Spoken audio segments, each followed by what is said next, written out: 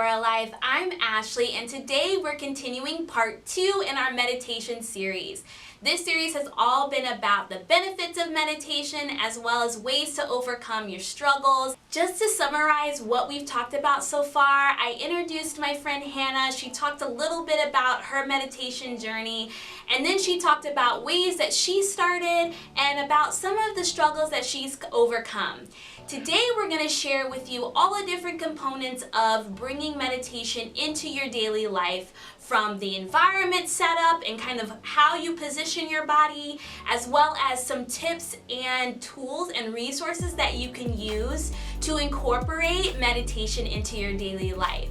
So let's jump right in. The next thing I wanted to talk about are just some tools or resources or things that people can use to either get started or just to use to kind of get into a routine or a mindset when it comes to meditation. Did you have any that you'd like to share with us? Sure. I think the first thing would be, making it fun and making the experience when you sit down for meditation enjoyable. And so one thing is, just getting yourself kind of that environment. I think that's kind of the first step. Like you don't want it to not be fun. You want to look forward to it. Yeah. And after a week, I started looking forward to it. And one thing that I have now that I'll integrate sometimes that I look forward to every morning is a really cozy little rug and a cozy pillow and something that's really, really comfortable and makes me feel cozy all around. And then I have a blanket, and then I have a little altar. And some people have altars, some people don't. You don't need one, but I have one. And it has a few different rocks, and I have my favorite essential oils, and sometimes I'll light a candle. And anything simple. You don't have to do all of that, but just something to get you excited. So whether that's just putting a pillow behind your back, propping yourself up and being like, oh, this is cozy. Yeah. Or it kind of makes you feel luxurious in a sense, like you're really treating yourself. You're at the spa in your own home. It starts to feel a little bit more like luxe in a way. This was over time. I needed to go out of my bed to a new space so that I could just have new energy, because the bedroom has, you do different things in the bedroom, whether it's with your partner or it's on the phone or you've got, whatever else is in there. So I like to kind of have my own space. And so I'll go in the living room and I have my space and my books and my this or that. And so that's something. The main thing is to look forward to it. Yeah. What will make you look forward to meditating every day? Something or to incense. I use a lot of incense, and I'll light, like I have a special incense with frankincense that I light when I meditate. It's really those small things that make you look forward to it.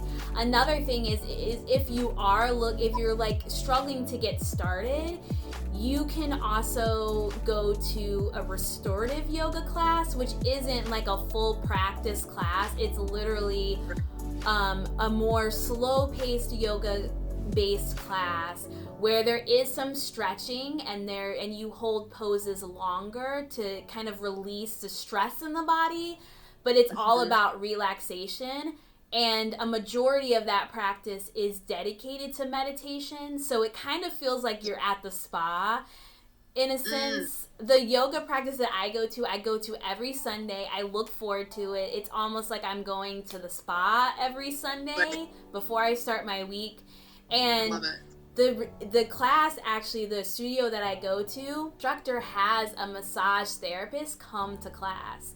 So we start with meditation at the beginning, and then we start poses, and she'll come and adjust you, and she uses essential oils. He has the music going on, and there's like diffusers with essential oils going on.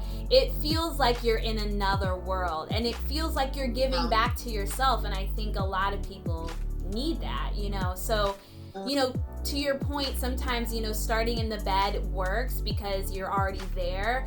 But I did too find over time that if I didn't get outside the bed, I was going to fall asleep, and it would defeat the whole purpose of centering myself. So, I think you make a really good point that your meditation practice will evolve, and it's okay to go with the flow and switch it up. and keep it fresh to you and exciting. And I think that is, something that anybody can do for sure. The thing is that if it is really, really challenging, then one thing you can do is actually look up online. There's sound healing, and sound healing is a whole nother world of healing, but it actually is designed to help you get in a meditative state very quickly so that you can, you don't have to really try or help your thoughts get out of your mind. The sound is so encompassing that it actually will help you get into that meditative state quite quickly. Yeah, definitely. Have a particular sound. There's a few different people I follow online that are really helpful for that. Yeah, sound is great. And two, you can even chant while you're meditating. I know the ohms, there's a significant, frequency of sound that really helps you to stay centered when you om. And then also, with yoga, if you do practice in coordination with yoga and movement, there are certain poses that will help you to kind of release your chakras, and your aura overall. So those are things that you can definitely do to help kind of release tension in your body as you're meditating. And I think one of the greatest benefits of meditation is just the relaxation and the peace that you get and you feel afterwards. I think that is really key in your meditative practice. Then I think after that, in terms of any other kind of resources that I've heard of or that I've used, would be I think, as simple as it sounds, to start with get yourself a journal. So get yourself a journal so that when anything comes up for you during meditation, you have something that you can kind of write down. Or if you don't feel like meditating, you can journal instead. Yeah. So that's actually probably the first thing I would say, because that's kind of an easy thing to do. You can just get a journal from anywhere and get a pen and just have that kind of by your side, just in case. You have can even that use that to write affirmations. Yes. Sometimes it's great to write affirmations or good things about yourself that will boost your self-esteem. You can also use it for if there's certain goals for the week that you want to set for your week, you can use that and you can go over those things. So I think a journal is definitely a good starting point for meditation. Then other ideas would be if sitting in silence to start with sounds a bit challenging, or you try it and it is too really difficult for you. There are a lot of apps out there that you can use, and perhaps you've even explored them before. So a couple of those include Calm. So Calm, I again haven't used a whole lot, but I know that it includes guided meditations. They also recently came out with Calm Stories, which are essentially pretty much kind of visualizations of you walking through the countryside in France or walking through a park, different things to kind of get you out of the thoughts that you have into a visualization. Mm-hmm. So that's one app. The other one is HeadSpace, which I think has more kind of typical, some of them are guided. I think some of them are music with a little bit of guided meditation. Yeah, and that's popular one. I think when meditation was really starting to gain popularity, a lot of people use HeadSpace. Yes, I think it was the first one. I think you're right. And then I think Calm came out after that. Yeah. Another one I recently discovered, I haven't used it, but I think it's a new app that came out, new company called Wave, and they actually have an app and they have headphones and they have a pillow. Oh. So you can buy the whole thing, and then you can pretty much kind of get yourself all situated with the whole kit that they give you. And I think the pillow also kind of reverberates, it helps you with beats and kind of helps you feel those sensations as if you're in the actual meditation. Yeah. So that might be helpful for someone who's really finding it very challenging. Yeah. And that will give you this kind of surround sound experience where you're, all your senses are kind of engaged, and it pretty much forces you to get into that state. So that's another one. Yeah. And then the last one I was going to mention, unless, did you want to say something about that one? So, well, what I was going to say is for my DIYers out there, there is, so if you already have an Apple Watch, which I like am chained to mine, my Apple Watch comes with an app called Breathe, and what it does is it automatically comes on your watch. It reminds you of, like, throughout the day that, hey, you need to take some time to breathe.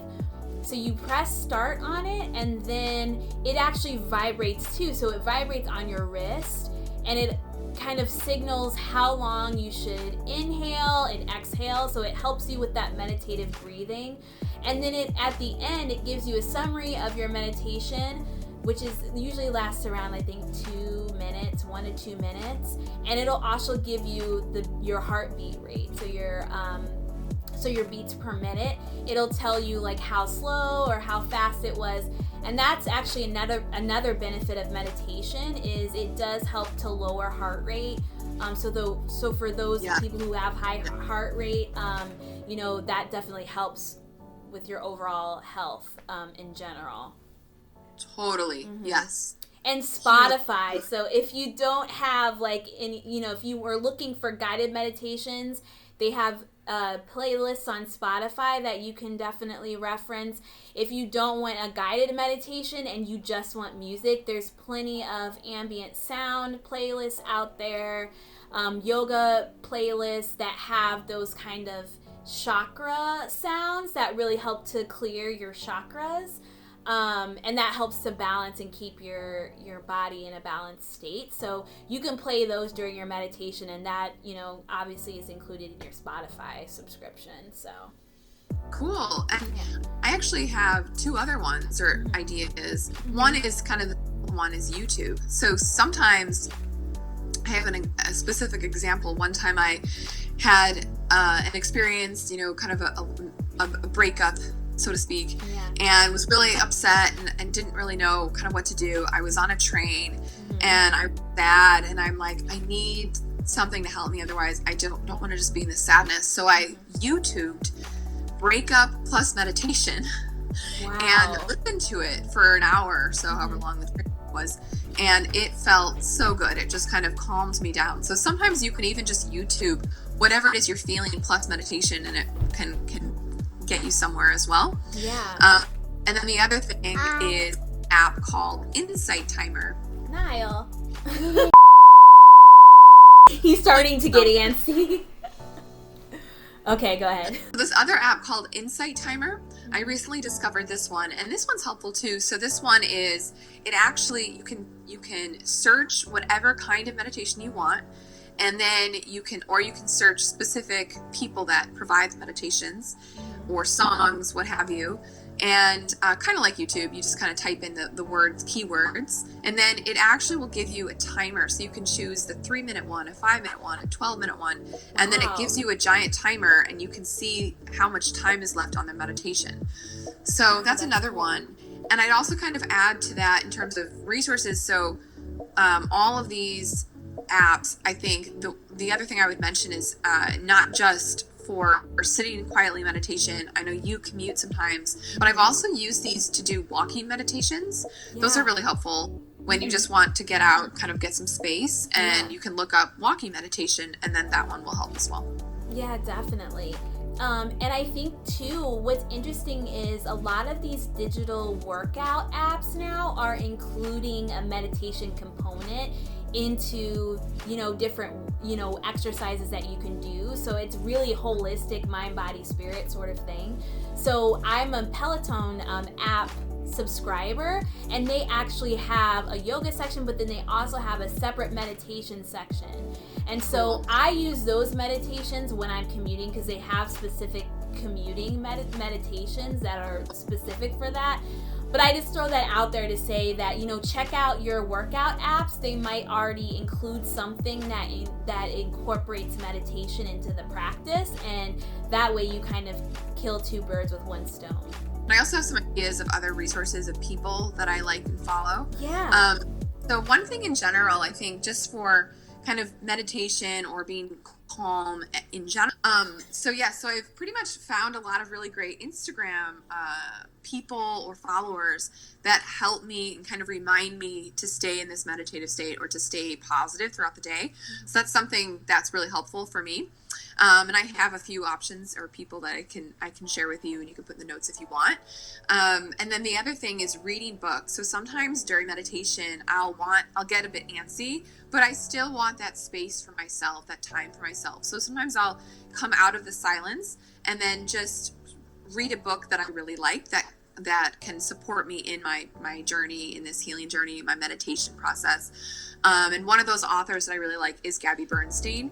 And so she's kind of on this more spiritual spectrum. And I remember a bit of resistance to that in the beginning, but honestly, she's just helpful for anyone that has anxiety in general. So there's a few really great books that are helpful to kind of tap into that you could read even a few pages in the morning as a way of kind of meditating as well. So she's a good one. And then this lady, I think her name, I'm going to say it right, is Pema Chodron, if I'm saying it right. And she is kind of one of those gurus that has a lot of books about gratitude, meditation. I've listened to an audiobook of hers before on the train, on the commute, on the way home from work back in London. And she helped me understand more about, I think it was gratitude. There was a book that she had. And then there's a few others that I could share in the notes or something. But it's so finding things that really speak to you that can support you in meditation is sometimes helpful too. So that's it, guys. That is a little bit about meditation. I'm really interested to hear from you guys. If you have any tools or tips or resources that have been helpful for you as you've incorporated meditation into your practice, please comment below on those. I would love to hear about the ways that you have found meditation really helps you in your daily life. Also, if you have any questions for me or for Hannah, please comment below. I'll also link her social media information below as well, so you can contact her or me. And we'll also share some of the tools, resources that we highlighted in this video in the description box below. That's it for now, guys. I hope you enjoyed this content. I really think that meditation is such a beneficial part of my daily practice, and I hope that you can discover how meditation can benefit you as well. I'm excited to bring other people to my channel to share how they bring positivity in their life, how they live in the moment and they seize the day. I'm so happy that you were able to watch this video with me. If you like this video, please hit the like button. If you want to see some more content around self-care, meditation, my bucket list items, and my rave blogs, make sure that you hit subscribe and click the little bell to get notified when a video uploads. All right, guys, I'll talk to you later. Have a great rest of your week. Bye.